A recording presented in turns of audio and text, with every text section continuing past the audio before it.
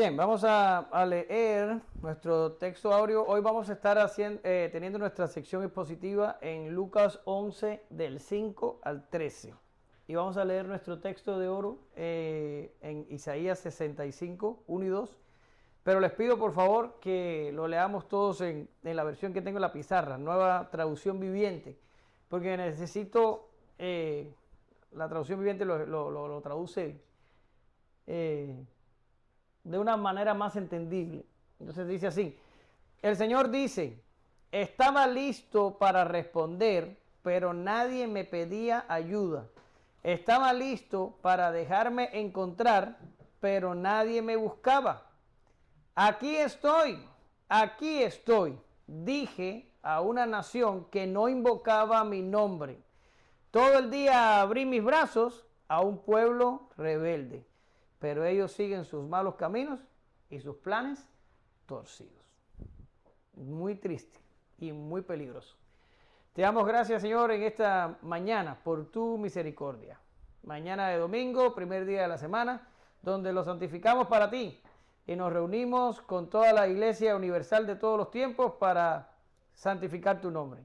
Te pedimos, Señor, que tú nos hables por medio de tu palabra, que tú nos uses a nosotros para hablarle a tu pueblo y que seas tú y no yo, que sean las ideas de tu Espíritu Santo y no las mías, y que lo más importante, que tú produzcas fruto a 100 por 1 en estas cosas. En el nombre de Jesús oramos, te damos gracias. Amén. En nuestro último encuentro terminamos con el Padre Nuestro, pero aún no acabamos de hablar de oración. En nuestras últimas semanas, creo que hoy dimos 7 clases, estuvimos desmenuzando el Padre Nuestro y enseñando cada detalle que Jesús transmitió por esta oración modelo. Espero que algunos de ustedes estén determinados a orar según la forma bíblica y que estemos haciendo cambios a nuestras oraciones para orar más conforme a la voluntad de Dios. Espero que no seamos oidores olvidadizos de un tema tan vital y tan importante. Pero cuando hablamos de oración, surgen algunas preguntas que pueden rondar nuestra mente, preguntas legítimas, preguntas válidas, algo así como esto: ¿vale la pena orar? Y si oramos, ¿Dios nos responderá? O mejor, ¿es cierto que Dios nos escucha? ¿O se interesa el Dios del universo en algo que yo tenga que decir? O mejor, ¿hará Dios lo que yo le pida? Y yo pensaba y meditaba en estas preguntas y trataba de encontrar una analogía sin rayar en la blasfemia. Y decía, ¿a qué somos semejantes cuando oramos? Bueno, básicamente, si trato de llevar a escala este asunto para una mejor comprensión, sería Dios escuchándonos a nosotros y respondiendo a nuestras oraciones. Seríamos como si una bacteria hiciera oraciones a nosotros y nosotros entonces respondiéramos la oración de la bacteria. En caso de que las bacterias hablaran y en caso de que nosotros podamos compararnos con Dios. Por eso decía que no quería rayar con la blasfemia. Pero lo cierto es, somos tan insignificantes, somos tan pequeños, somos tan poco inteligentes, somos tan diferentes a Dios, que yo digo, cuando oramos, estamos conscientes de lo que estamos haciendo. Porque no es como que yo me dirijo a Martín, o no es como que yo me dirijo a un juez de distrito, o no es como que yo me dirijo a un presidente de alguna nación, no necesariamente tiene que ser la de esta. No, nos estamos dirigiendo al Dios del universo. Es un Dios cósmico, es un Dios majestuoso, es un Dios grande. Y decimos, ¿en serio que puedo? ¿Puedo orar? ¿Me escuchará? ¿Me responderá? ¿Se interesará? Estas preguntas son válidas. Nos las podemos hacer en cualquier momento y Jesús lo sabía. Por esta causa, cuando Jesús introduce el Padre Nuestro, Jesús inmediatamente, y sin que nadie les pregunte, establece estas verdades que vamos a estar viendo hoy, para que no solo sepamos cómo orar, sino que tengamos confianza cuando lo hacemos, ¿verdad? Dicho esto, vamos a tratar en la clase de hoy para mejora del entendimiento o mejoría, invertí el orden de los textos. Ya ustedes están acostumbrados a estas cosas. El primer encabezado dice, Dios responde por causa de su nombre, versos del 5 al 8. El segundo dice, Dios responde porque es un Padre bueno, versos del 11 al 13. Y en el tercer encabezado terminaremos diciendo que Dios responde porque ha prometido hacerlo, versos 9 y 10. ¿Ya? Ahora, vamos a leer el primer segmento. No sé cuántos extrañaban esto de leer los segmentos. Eyele, tú que tienes el micrófono cerca, ¿me ayudas, por favor? Les dijo también, ¿quién de vosotros que tenga un amigo va a él a medianoche y le dice, amigo, préstame 3 panes, porque un amigo mío ha venido a mí de viaje y no tengo que ponerle adelante? Y aquel respondiendo desde adentro, le dice, no me molestes, la puerta ya está cerrada y mis niños están conmigo en cama, no puedo levantarme. ¿Y dártelos? Os digo que aunque no se levante a dárselos por su amigo, sin embargo, por su importunidad, se levantará y le dará todo lo que necesite. Muy bien, gracias, Eyele. Si quieres, dáselo a Anita para que lea la próxima vez. Bien, ¿a dónde voy? Esto es un pasaje que ustedes han visto en otras ocasiones y les pido por favor que no se dejen llevar ni por la interpretación tradicional, porque hoy el mensaje va a dar unos giros que usted no se espera, por cuanto estoy convencido de que usted está pensando en la interpretación que ha aprendido, pero yo les traigo algo diferente. Pero lo clave aquí es la palabra que se traduce por importunidad. No todos están de acuerdo que significa eso. Pero como no me gusta estar hablando demasiado de griego, no les traje mucho sobre eso, solo se los adelanto, que no vamos a estar viéndolo así. Y más adelante van a entenderme por qué digo que la palabra ahí no se debe traducir como importunidad. Ya, ahora, antes de eso, vamos a responder otra pregunta que necesitamos. Bueno, vamos a primero explicar lo que Jesús está haciendo aquí, perdón. Jesús está haciendo una pregunta retórica donde él espera que se conteste con una afirmación negativa o con una respuesta negativa. En otros pasajes de la Escritura, como Lucas 11:11, Lucas 12:25, Lucas 17:7 y Juan 8:46, usted encuentra a Jesús haciendo exactamente lo mismo. Les da una situación o una pregunta o algo al público esperando recibir de ellos una respuesta negativa, que la respuesta está implícita en la misma pregunta. Por ejemplo, si mal no recuerdo, Lucas 12:25 o alguno de esos que les di ahí, uno de ellos, no me acuerdo cuál, dice, ¿podrá alguien, por más que se afane, añadir a vuestra estatura un codo? Usted sabe que la respuesta es no. ¿Ya? Por más que tú quieras, no vas a poder crecer todo lo que quieras, o no vas a poder cambiar la forma de tus cabellos, o no vas a poder hacer estas cosas, al menos no permanentemente. ¿Ya está? Esto es una forma de Jesús enseñar, donde él hace una pregunta y él espera que retóricamente la audiencia responda de forma negativa. Las preguntas retóricas también se responden positivamente, pero en este caso es negativamente. Quiere decir, si usted analiza la estructura de lo que acaba de leer Eyele, la única respuesta posible es que el amigo que es despertado a medianoche para que le preste pan al que le llegó el otro amigo, la respuesta es, no le va a dar esa respuesta. O sea, no le va a decir, ya yo estoy acostado, ya la puerta está cerrada, ya mis hijos están en la cama, sino que se va a levantar y lo va a asistir. La respuesta única posible ahí es que se va a levantar y lo va a asistir. Por tanto, cuando Jesús pregunta, ¿quién de vosotros que tenga un amigo? La respuesta es, ninguno de nosotros. Ninguno de nosotros se va a quedar en la cama y no lo va a ayudar. Todos nos vamos a levantar y lo vamos a ayudar. ¿Ya? Ahora, ¿a dónde quiere ir Jesús? Bueno, Jesús quiere ir a a llevar este tema de un amigo que le pide ayuda a otro amigo y por qué este amigo responde casi obligado a llevarlo al tema de la oración.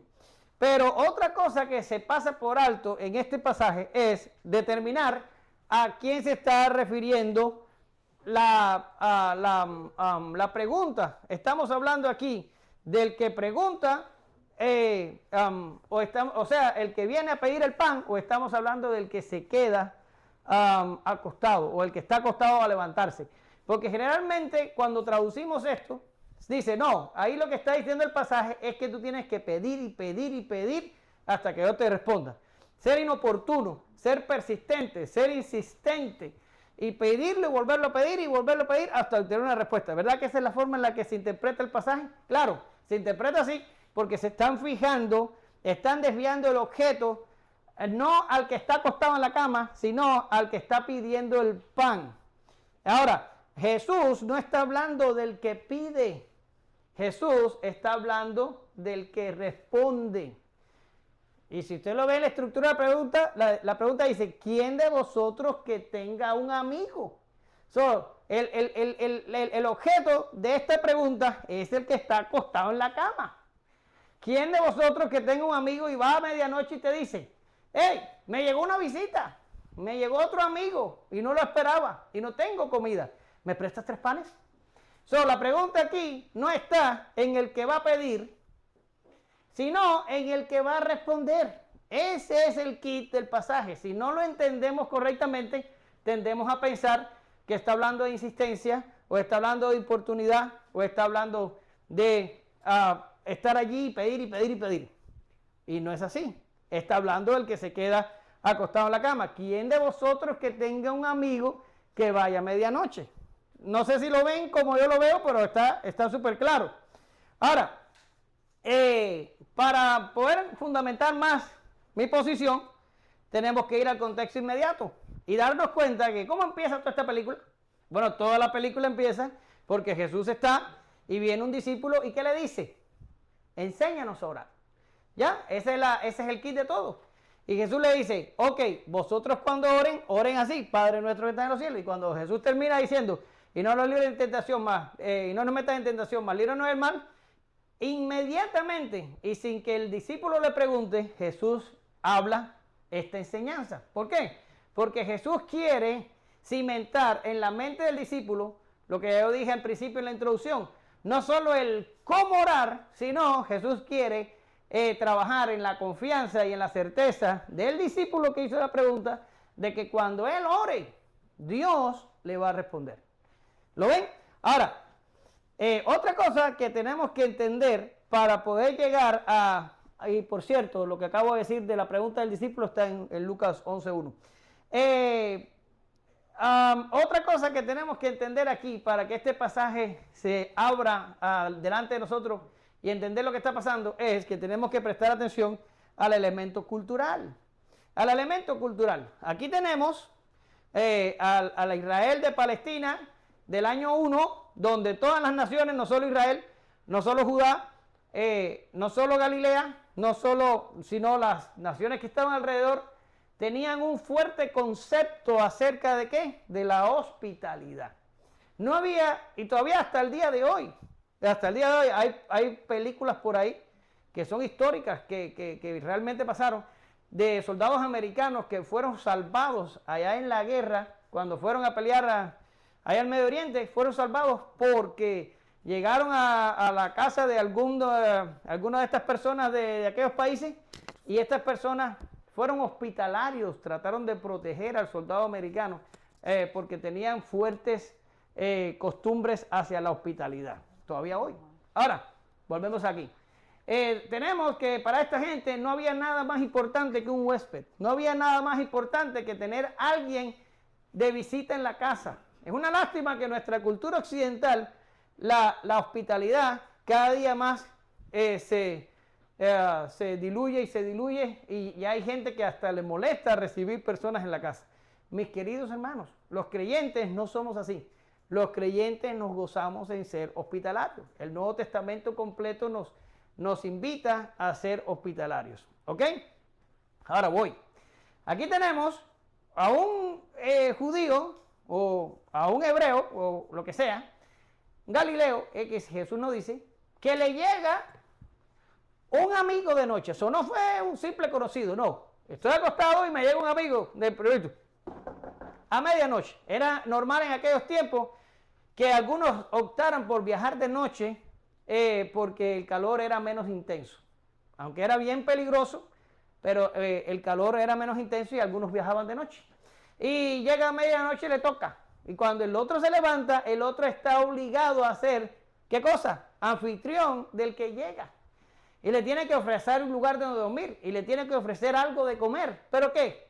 Que parece que este tenía descendencia cubana, no tenía más comida.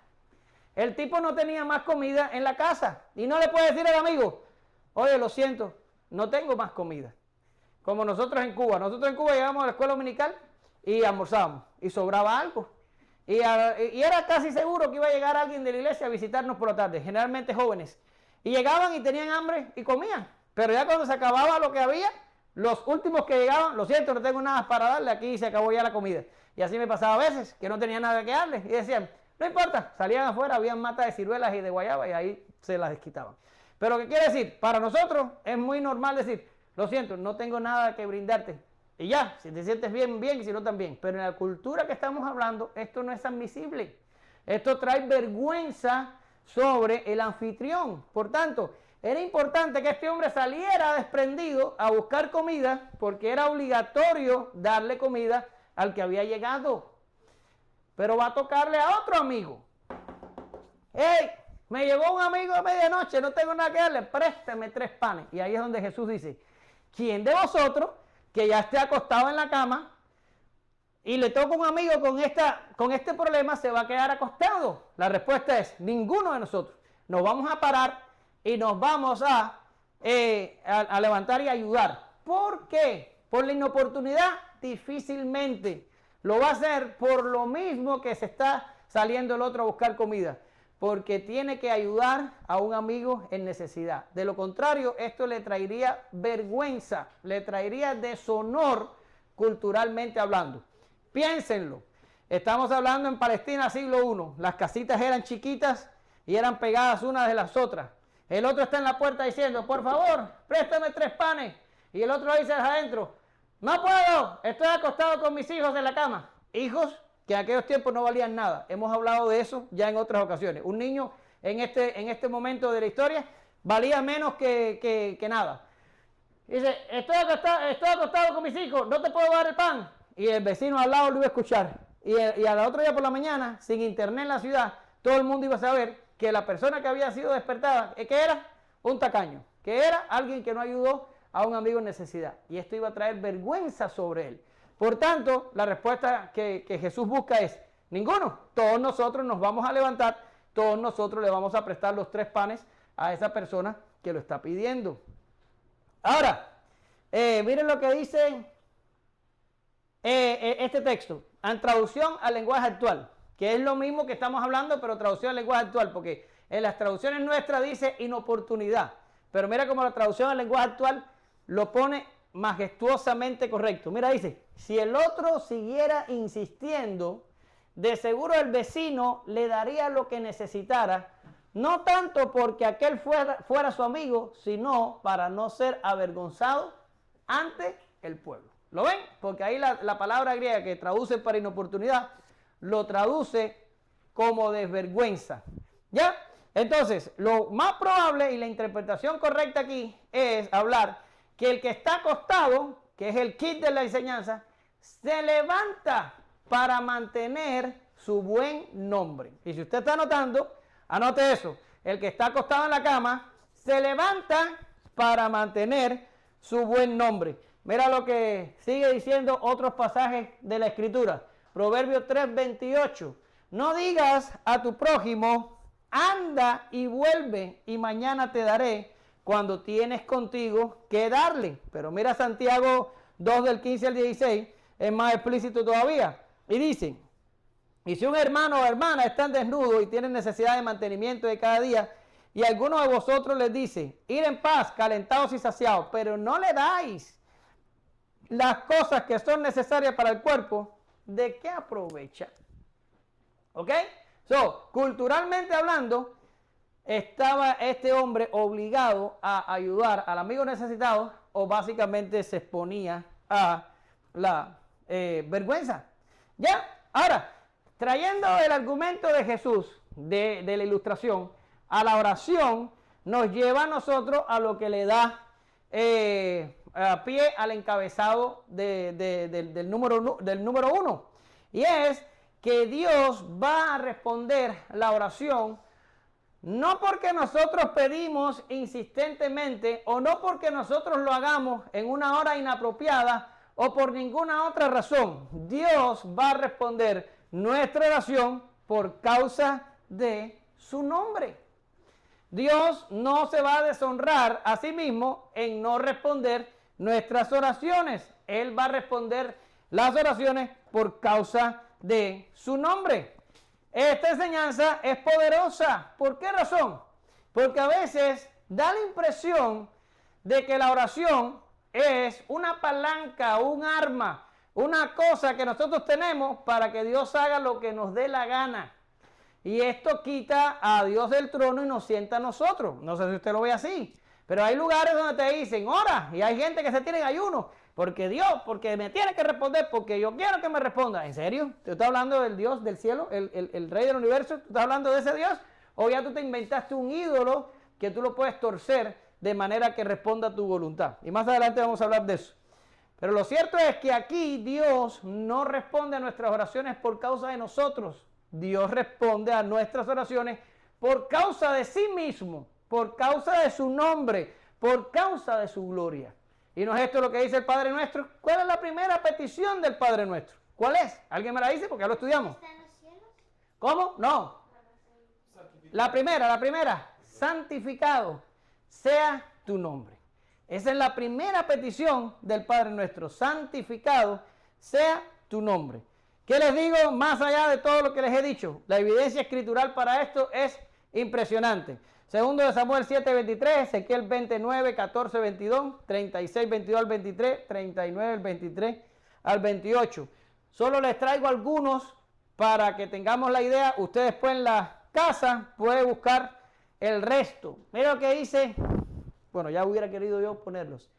Se lo tengo todo en la pizarra. Miren, dice, por tanto, Ezequiel 36, 22, por tanto, di a la casa de Israel, así ha dicho Jehová el Señor, no lo hago por vosotros, oh casa de Israel, sino por causa de mi santo nombre, el cual profanasteis vosotros entre las naciones a donde habéis llegado. Y lo que dice Ezequiel 39, 25. Ahora bien, le estoy leyendo en la Nueva Traducción Viviente porque me encanta cómo lo traduce. Mira lo que dice. Ahora bien, esto dice el Señor soberano. Pondré fin a la cautividad de mi pueblo. Tendré misericordia de todo Israel. Ahora mira lo que dice. Pues yo protejo celosamente mi santa reputación. Es impresionante que lo haya traducido así. Pero esto es algo recurrente en la Escritura. ¿Se acuerdan? Israel desobedecía en el desierto y Dios no destruía al pueblo por causa de que los egipcios dijeran, mira, se los trajo por el desierto, pero se cansó de ellos y los mató. Y por causa de su nombre, para que el nombre de Dios no fuera blasfemado, Dios les tuvo paciencia al pueblo en la peregrinación del desierto. Por tanto, ese es el primer argumento de Jesús. Ora, no tengas miedo de orar, no tengas duda de orar, ten seguridad, ten confianza, porque Dios no va a responder por causa tuya, Dios no va a responder por las veces que lo hacen, Dios no va a responder por el momento en que lo hagas ni la forma, ¿verdad? Hay locos por ahí que dicen que hay que orar de una forma, que hay que orar de la otra, que es mejor orar por no sé qué hora, que es mejor que no sé qué, y llena la cosa de ¿qué? De argumentos humanos que rayan con el paganismo, ¿ya? Pero Dios no va a responder por ninguna de esas cosas. El primer argumento que da Jesús es, Dios va a responder porque Dios no va a deshonrar su buen nombre. Dios lo va a hacer por causa de sí mismo, por causa de su gloria. Dios lo va a hacer para que su nombre sea extendido. ¿Lo ven? Esa es la primera causa. La causa está en Dios nuevamente y no en nosotros. Esta es la maravilla de la teología calvinista. que nos saca a nosotros del centro, nos saca a nosotros de la importancia, nos saca a nosotros del papel protagónico y pone al único que puede estar ahí, y ese es nuestro Dios. ¿Sí? Pero vamos para el encabezado número 2. Dios responde porque es un Padre bueno. Jesús nos va a enseñar ahora de que Dios responde nuestras oraciones por causa de que es bueno, por causa de su naturaleza bondadosa, graciosa, atenta. Y lo va a hacer comparando la relación de padres e hijos. Vamos a ir inmediatamente a eso. Anita, lee ahí, por favor. ¿Qué padre de vosotros, si su hijo le pide pan, le dará una piedra? O si pescado, en lugar de pescado, le dará una serpiente? O si le pide un huevo, le dará un escorpio. Pues si vosotros, siendo malos, sabéis dar buenas dádivas a vuestros hijos, cuanto más vuestro Padre Celestial dará al Espíritu Santo a la que se le pidan. A los que se lo pidan. Muy bien. ¿Ya? Ahora Jesús cambia la relación. Ahorita está hablando de una relación de vecinos, de amigos, ¿verdad? Pero ahora cambia y se va a una relación de padres a hijos. Y se pone intenso porque dice, si vosotros, siendo malos, quiere decir, Jesús estaba implacable ese día y no lo disimuló, no lo trató de tapar. No. Él dijo, si vosotros siendo malos le dan buenos regalos a sus hijos, cuánto más vuestro Padre Celestial dará el Espíritu Santo a los que se lo pidan. Ahora, hay mucho que discutir aquí, porque nosotros somos malos, pero además generalmente también somos malos padres, porque pensamos a veces que darle a nuestros hijos lo que pidan es lo que les va a hacer bien, y resulta que muchas veces lo que le damos termina dañando al muchacho. Pero eso no es tela para este cuento.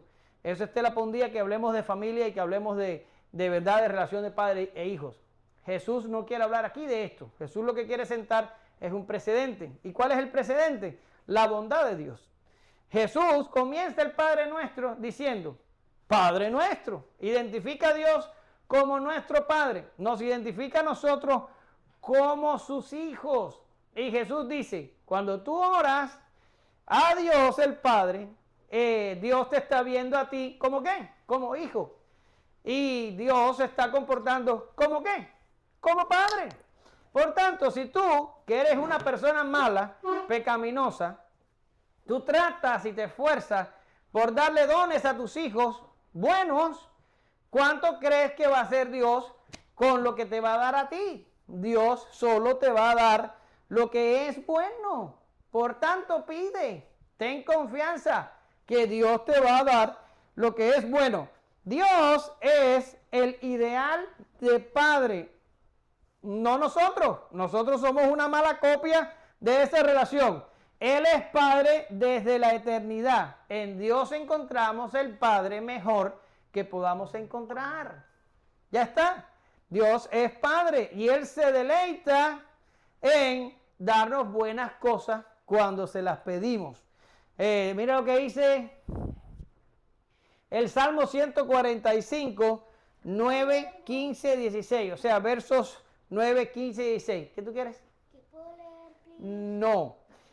Bueno es Jehová para con todos, y sus misericordias sobre todas sus obras. Los ojos de todos esperan en ti, y tú le das su comida a su tiempo. Abres tu mano y colmas de bendición a todo ser viviente. Quiere decir, aquí el Salmo está hablando de la bondad de Dios. Nuestro Dios es un Dios bondadoso, se deleita en ser bueno. No solo es bueno, sino que encuentra deleite en serlo.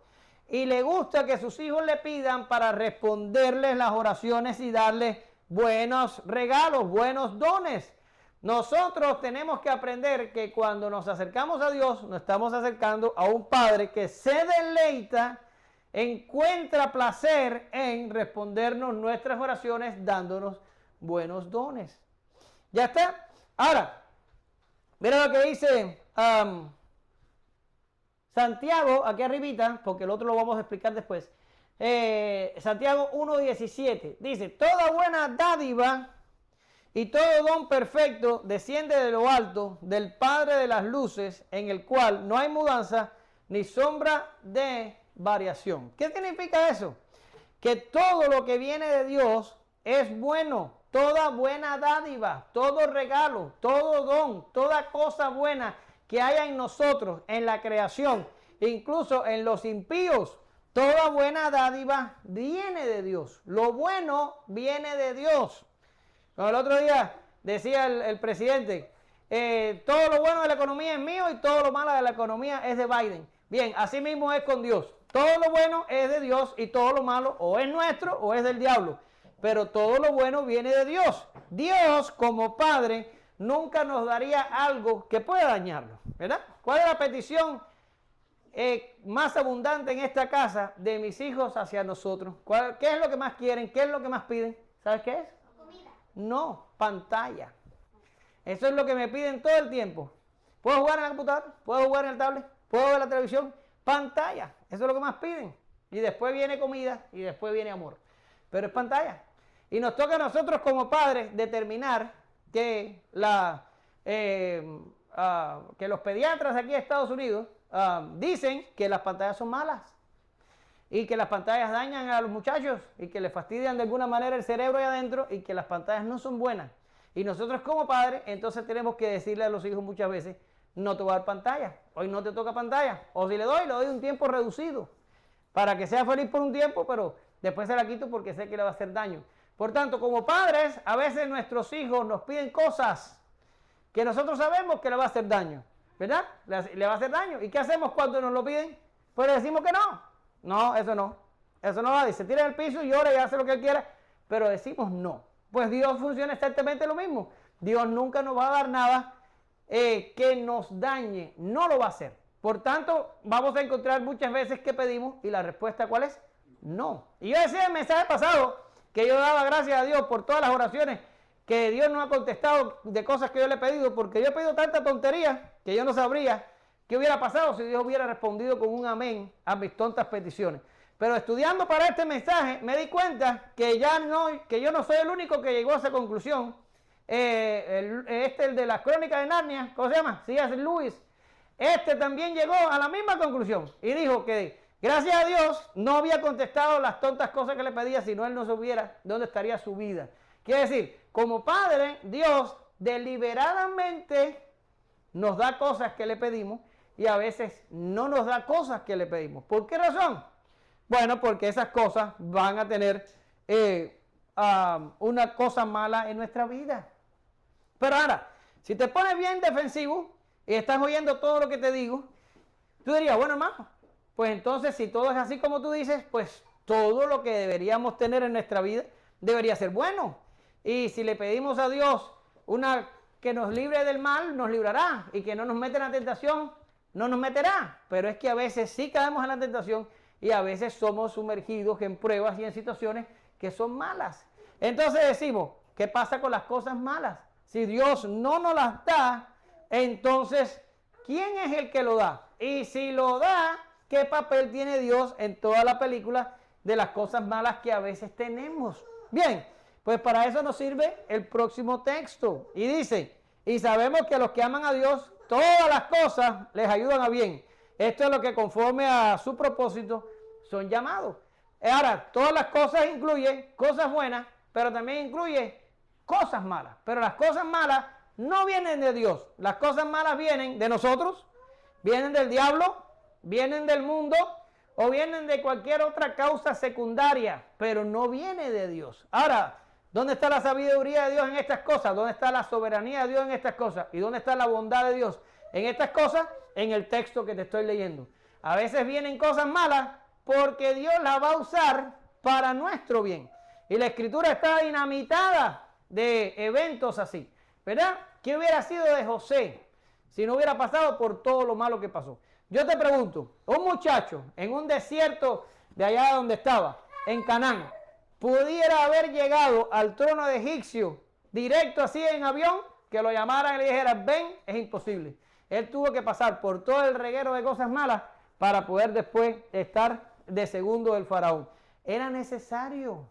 Él mismo lo reconoció. para preservación de vida, Dios me trajo a mí delante de vosotros. Él lo reconoció, pero le tocó sufrir. Son las cosas malas, no vienen de Dios, las cosas malas vienen de una causa secundaria, pero Dios las controla para nuestro bien. Por tanto, resumiendo, Dios como Padre bueno, Dios nos va a dar las cosas buenas que le pidamos que sean buenas para nosotros.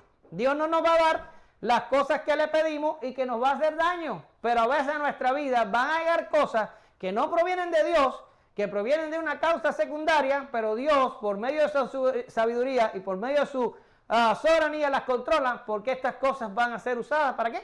Para nuestro bien. Por tanto, cuando oramos, oramos con la confianza de que solo Dios no responde así como un genio de la lámpara. No, que Dios tiene sabiduría para decir, no, eso no. Eso no te va a convenir. Así que la respuesta es no. Eso sí te lo voy a dar. Eso sí está conforme a mi propósito. Ahí lo tienes. ¿Verdad? Y la cosa que llegue de otra fuente, Dios lo va a llevar todo para bien. ¿Verdad que podemos tener confianza con estas cosas? ¿Verdad que es, ¿cómo se dice? Te da paz y tranquilidad saber que vas a pedir y la respuesta va a ser exactamente la que tú necesitas. ¿Verdad que sí? Porque ¿cuántos de nosotros hemos pedido algo y nos los han dado, o sea, nuestros padres terrenales, y eso ha servido para nuestro mal y no para nuestro bien? ¿Cuántas veces ha pasado? Pero esto no pasa así con nuestro Padre Celestial. Nuestro Padre es bueno y todo lo que nos da es lo bueno. Ahora, nos vamos al tercer encabezado. Por lo que veo, no vamos a tardar mucho hoy, gracias a Dios. Y el micrófono, ¿dónde se fue? Dáselo a Martín ahí, por favor. Dios responde porque ha prometido hacerlo. Martín. Y yo os digo, pedid y se os dará, buscad y hallaréis, llamad y se os abrirá, porque todo aquel que pide recibe, y el que busca halla, y al que llama se le abrirá. De nuevo, Jesús aquí está hablando del que pide o del que responde. ¿Se acuerda que eso lo preguntamos al principio? ¿De quién está hablando? ¿Del que está pidiendo los panes o del que tiene que prestar los panes? Bueno, aquí, ¿de quién está hablando? Jesús está hablando de nosotros pidiendo, buscando y llamando, o está nuevamente hablando de Dios, que Dios da, que Dios haya y que Dios abre. No voy a volver a dar la explicación si seguimos el mismo contexto, porque esto es parte de la misma idea. De hecho, estos dos versos están entre una ilustración y la otra, ¿verdad? Jesús no se está refiriendo a nosotros. Jesús sigue refiriéndose a su Padre. No está hablando de que tenemos que caerle a Dios ahí diario. Si se dan cuenta, aquí en los servicios, por un tiempo, uno ha estado orando para alguna necesidad X, ¿verdad? Vamos a orar por la esposa de mi ex jefe que tenía problemas de salud, y oramos por un tiempo, pero después yo dejé de pedir por esa petición. Igual que oramos por María de la Luz un tiempo, pero yo dejé de pedir acerca de ella. Y tú dices, ¿y por qué? ¿Debíamos de seguir orando? No, no necesariamente. ¿Por qué razón? Porque ya pedimos por varios meses sobre eso. Ya hay que dejar que Dios haga su voluntad. Porque esa idea de pedir lo mismo y pedir lo mismo es una idea pagana. No es una idea cristiana. Miren lo que dice alguien que descubrí en la bibliografía, que se llama David Crump, en un libro que se llama Jesús el Intercesor. Y dice, o sea, yo no me leí su libro, yo encontré su cita en un comentario que tengo en la computadora. Pero miren lo que dice este señor, que es maestro universitario de teología. Dice, la característica distintiva del pensamiento mágico, que era intentar controlar a las fuerzas divinas y forzarlas a operar a la manera deseada mediante el uso cuidadoso de técnicas específicas, está muy alejada de las actitudes expresadas por Lucas. ¿Lo ves? Si yo vengo y te digo, pídelo, pídelo, pídelo, que lo vas a recibir, ¿dónde está la soberanía de Dios en el asunto? ¿Dónde está? ¿Quién tiene el poder? ¿Lo tienes tú o lo tiene Dios? Vas a decir, bueno, yo lo voy a cansar tanto que de tanto pedírselo, Dios me lo va a dar. ¿En serio? ¿Estás pensando correctamente del Dios de la Biblia o tú te estás inventando un Dios tuyo? Por tanto, esa idea de pedir, pedir, pedir, pedir lo mismo por siempre, no significa que eso es cristianismo, no significa que eso es religión verdadera. Eso es paganismo. Ahora tú me vas a decir, hermano, pero la Biblia nos manda a orar sin cesar. Sí, claro, hijo, porque orar sin cesar es orar. ¿Y quién te dijo que la oración es solo petición? La oración lleva arrepentimiento, la oración lleva confesión de pecado, la oración lleva alabanzas y adoración a Dios, y la oración lleva bendición, y la oración lleva una pila de cosas. No es solo pedir, no es solo pedir. Tú tienes que orar sin cesar, pero no pedir sin cesar. ¿Ya? Ahora, la idea aquí es que Lucas, o Jesús más bien, porque Lucas simplemente es el que está escribiendo lo que aquí pasó, Jesús aquí lo que nos está queriendo decir es, y vuelve el objeto o el sujeto de no de nosotros, sino a Dios, está hablando de Dios, no de nosotros, y lo que Jesús está tratando de decir aquí es que cuando nosotros pidamos, Dios nos va a dar, que cuando nosotros llamemos, Dios nos va a responder, y Dios nos va a abrir, y que cuando nosotros busquemos, Dios va a ser hallado por nosotros. Lo que está diciendo es, haz lo que tienes que hacer porque Dios está atento. Ya está, el otro día fuimos a San Antonio y pasamos por un sign, por un cartel de esos que están en la carretera, y decía en inglés, God is able. Y ella me preguntó, ¿qué significa eso? Y estábamos tratando de darle una explicación a ella de qué significa, y le dije, Dios está disponible, dispuesto, Dios está accesible, eso es lo que significa. Y eso es exactamente lo que Jesús está diciendo aquí. ¿Por qué tienes que orar? Bueno, tienes que orar porque Dios va a responder por su santo nombre. ¿Por qué tienes que orar? Bueno, tienes que orar porque Dios te va a responder como un padre amoroso, como un padre bueno. ¿Por qué tienes que orar? Bueno, porque Dios está disponible, está atento. No es como a veces yo, que digo, no voy a usarlo a ninguno de ustedes para que no se sientan aludidos. Pero déjame llamar a un amigo mío en la Florida, a ver si lo contacto, que necesito preguntarle X cosas. ¡Pam! Y me sale, el número marcado no está asignado a ningún abonado. O me dice, su llamada ha sido transferida al buzón de voz. Deja un mensaje después del tono. ¡Pim! Y ya. ¿Qué significa? Mi amigo no está disponible. O vio y dijo, no, Omar, no. Omar habla mucho, yo hablo después. O cualquier cosa. No nos pasa así con Dios. Cada vez que nosotros oramos, Dios está ahí. Cada vez que nosotros pedimos, Dios responde. Cada vez que nosotros buscamos, lo encontramos. Y cada vez que nosotros llamamos, nos abren la puerta. Eso es lo que está diciendo Jesús.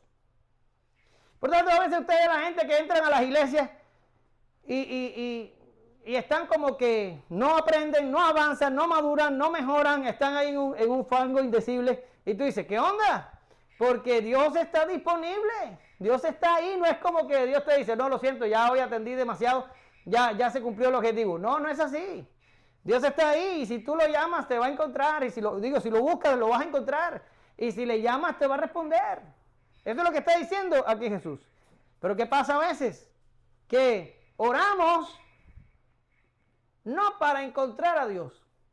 No para buscar a Dios. No para verdaderamente cumplir el propósito de Dios. Sino oramos para, como dice Santiago, por nuestra avaricia, para cumplir nuestros deseos. Mira, tenía el pensamiento de Trump allí. Mira lo que dice Santiago, un texto que usted lo conoce súper bien. ¿De dónde vienen las guerras y los pleitos entre vosotros? ¿No de vuestras pasiones las cuales combaten vuestros miembros? Codiciáis y no tenéis, matáis y ardéis de envidia y no podéis alcanzar. Combatís y lucháis, pero no tenéis lo que deseáis porque no pedís. Ahora viene lo importante. Pedís y no recibís. ¿Qué dice? Porque pedís mal para gastar en vuestros deleites. Pero ahora viene lo súper importante. Mira lo que dice Santiago. Oh almas adúlteras, ¿no sabéis que la amistad del mundo es enemistad contra Dios? Cualquiera pues que quiera ser amigo del mundo se constituye enemigo de Dios. Santiago 4, el 1 al 4. Miren, hermano, yo me horrorizo cuando yo escucho oraciones de las personas a Dios, de las estupideces que piden, de las cosas que desean. Y yo digo, esta gente estará consciente a quién le están hablando y en qué presencia se están metiendo para llegar a pedir banalidades. ¿En serio? ¿Estamos acaso hablando de un Dios pagano? ¿Estamos hablando de un ídolo que está ciego y mudo y sordo? No. Es el Dios que hizo los cielos y la tierra. Y la gente pide cada cosa, si dice cada cosa. Yo el otro día vi en internet una loca que decía que a ella no se le pierde nada.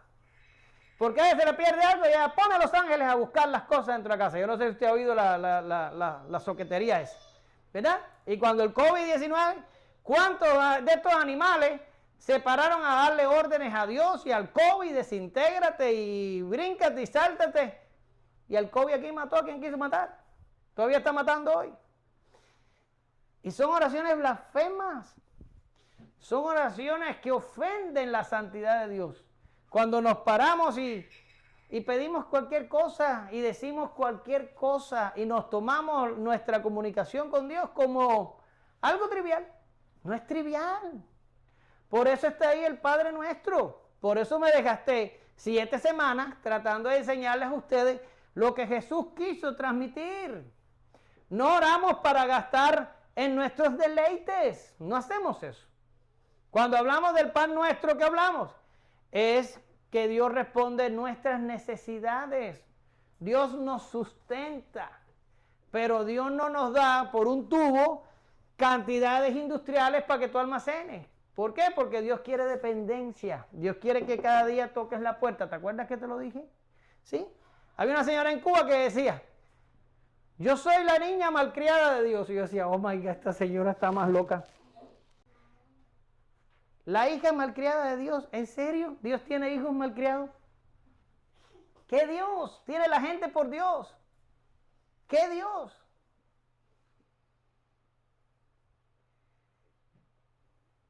Ahí está puesto el modelo para que oremos como conviene, para que pidamos lo que debe ser pedido, para que no nos acerquemos a Dios con liviandad. Existe esa palabra, ¿verdad? Ahora, en el caso de los cubanos estos de I-220A, que aplicaron asilos, están cerrando muchos asilos. Muchos asilos los están cerrando.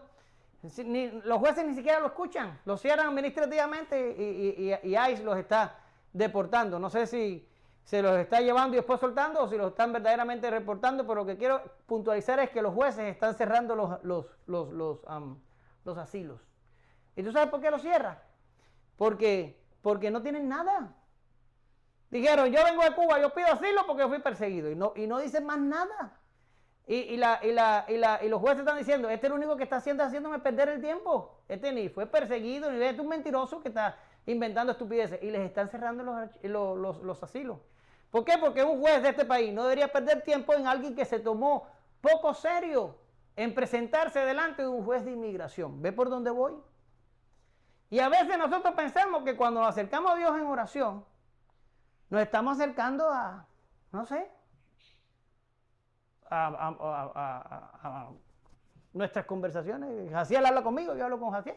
Y Martín habla conmigo y yo hablo con Martín. No.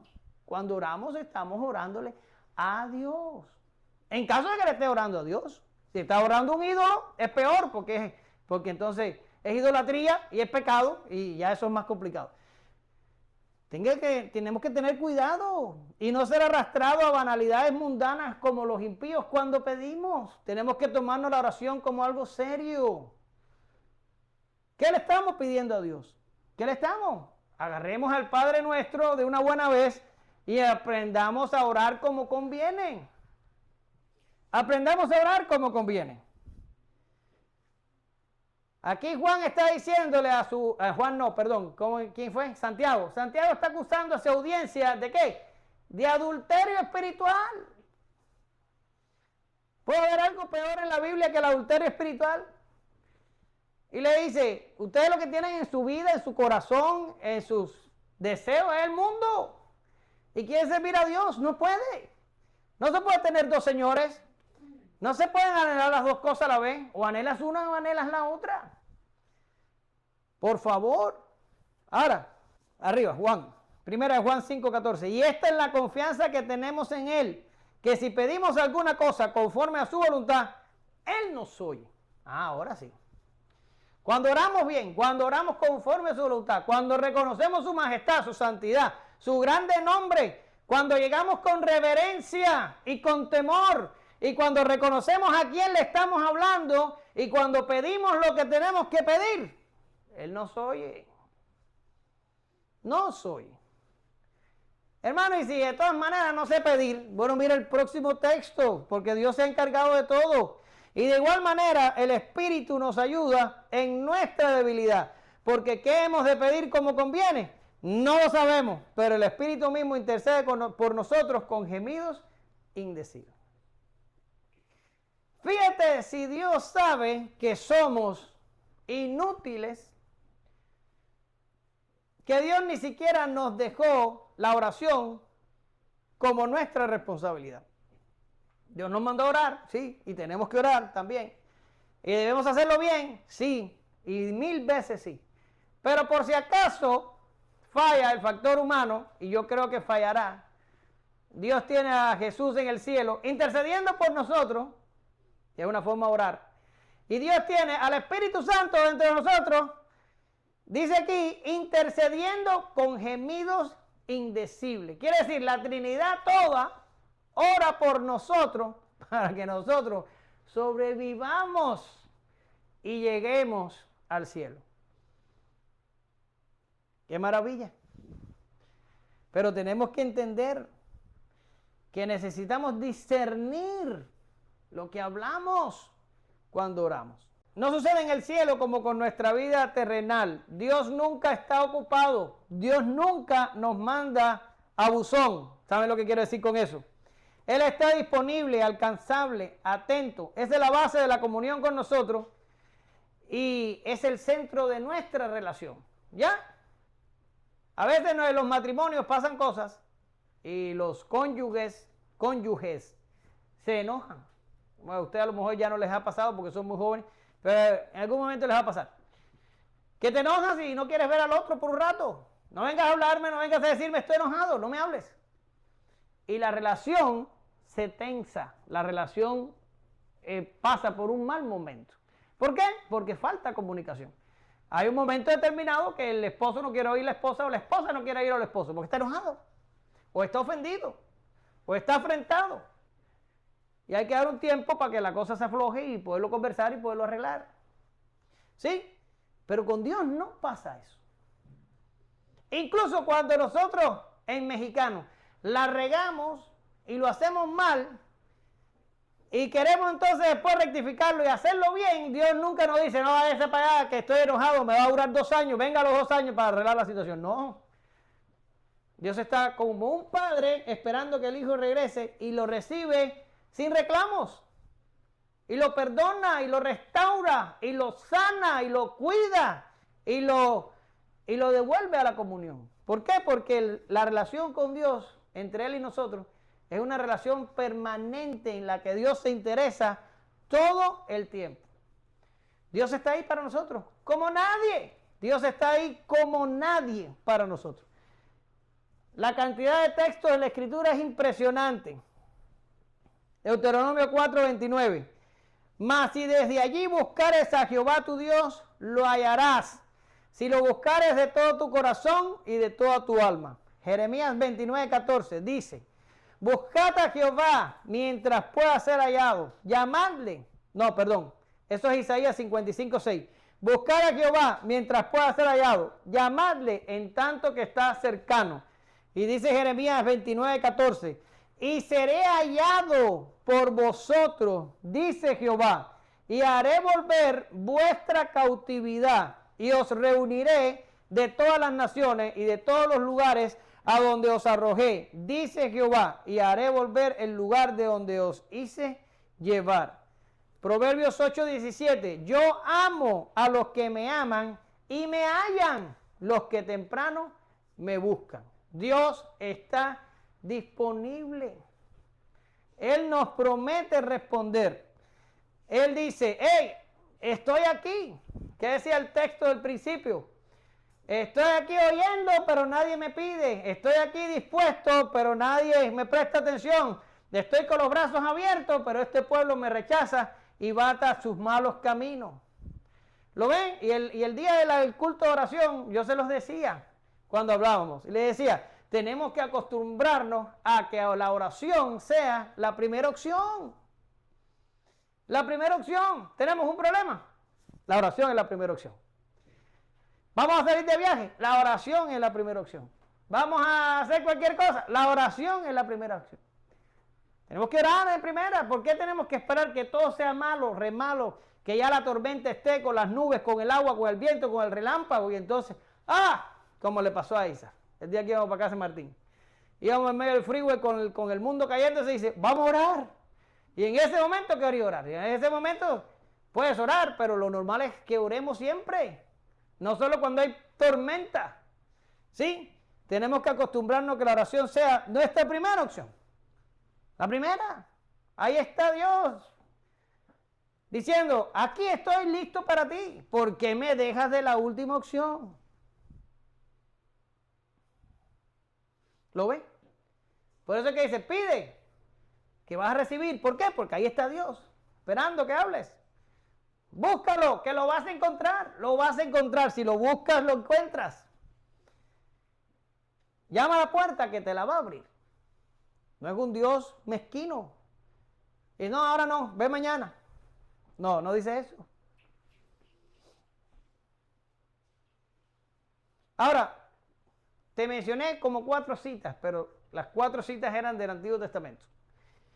Y me vas a decir, hermano, ¿nos puedes dar citas del Nuevo Testamento de que Dios está igual de dispuesto? Yo no te voy a dar citas del Nuevo Testamento. Yo te voy a dar la cita, la magna, la de oro, la grandiosa cita del Nuevo Testamento de que Dios está dispuesto a respondernos nuestras oraciones. Y no hay que ir a buscar por todo el Nuevo Testamento, no, está ahí mismo. Y Jesús se las dice a los discípulos y dice, si vosotros siendo malos le saben dar buenas cosas a vuestros hijos cuando se las piden, ¿cuánto más vuestro Padre, ¿qué dicen? ¿Leyó el pasaje? No les va a dar el Espíritu Santo a quien se lo pida. ¿Ya? Aquí tengo a la señorita Alexa. Y Alexa se encarga de controlar la casa, ustedes lo saben. Bueno, ella lo hace cuando está de vena. ¿Lo ven? Ahí está. Pero ella solo funciona cuando hay internet, ¿saben? Si la internet se va, ella ni siquiera puede encender una luz. Ella ni siquiera puede responder una pregunta. ¿Por qué? Bueno, porque cuando yo le hablo, no voy a decir el nombre porque si no se pone a responder, pero cuando yo le hablo al dispositivo, mi pregunta o mi petición sale de aquí, que se pela para donde quiera que esté el servidor de Amazon, donde está, como decir, el cerebro del dispositivo. Allí mi petición es procesada y a la velocidad que usted no se imagina, eso llega ahí con la respuesta y el dispositivo hace lo que le están diciendo de allá de donde está la base de datos y el centro del cerebro de la aplicación. ¿Qué quiere decir? Que aunque el equipo está aquí, la cosa está, solo Dios sabe dónde. Posiblemente a lo mejor no esté ni en este país, en la base de datos es. Pero eso viaja a la velocidad de la luz por la fibra óptica y eso funciona. ¿Ya? Y las oraciones nuestras, uno a veces dice, oye, espérame, yo estoy aquí. ¿Y Dios dónde está? En el cielo, por allá, después de que se acabe el universo, allá está Dios. ¿Cómo llega mi oración de aquí a allá? ¿No hay problema de conectividad? ¿No se va el internet cuando yo oro? No, no se va. ¿Y tú sabes por qué? Porque Dios eliminó toda distancia posible. Dios eliminó toda conexión de red. Y Dios eliminó toda cosa. ¿Por qué? Porque Dios puso su espíritu dentro de nosotros. Ya no oramos a un Dios solo que está en los cielos. Tenemos a Dios dentro nuestro. Es impresionante. Es impresionante. Y esta es la super promesa de la Biblia. La promesa de que el Espíritu Santo iba a estar en los creyentes. ¿En cuáles? En todos. En el Antiguo Testamento, el Espíritu Santo estaba sobre ¿quiénes? ¿Quién me ayuda? Sobre los profetas. ¿Sobre quién más? Sobre los reyes. ¿Sobre quién más? Sobre los sacerdotes. Se acabaron. No hay más nada. Sobre los creyentes no había. Era una religión de privilegio. Los creyentes estaban aquí. Los sacerdotes eran los únicos que podían entrar una vez al año a la presencia de Dios. Una vez al año. Pero Dios mismo, por medio del profeta Joel, Joel 2:28 y versículos siguientes, prometió que le iba a dar el Espíritu, su Espíritu, a todos los creyentes. Lo prometió. Pero después viene Juan el Bautista y le dice, el que viene después de mí, ese es el que les va a dar a ustedes el Espíritu Santo. Lucas 3:16. Ya lo vimos, ¿verdad? Y después...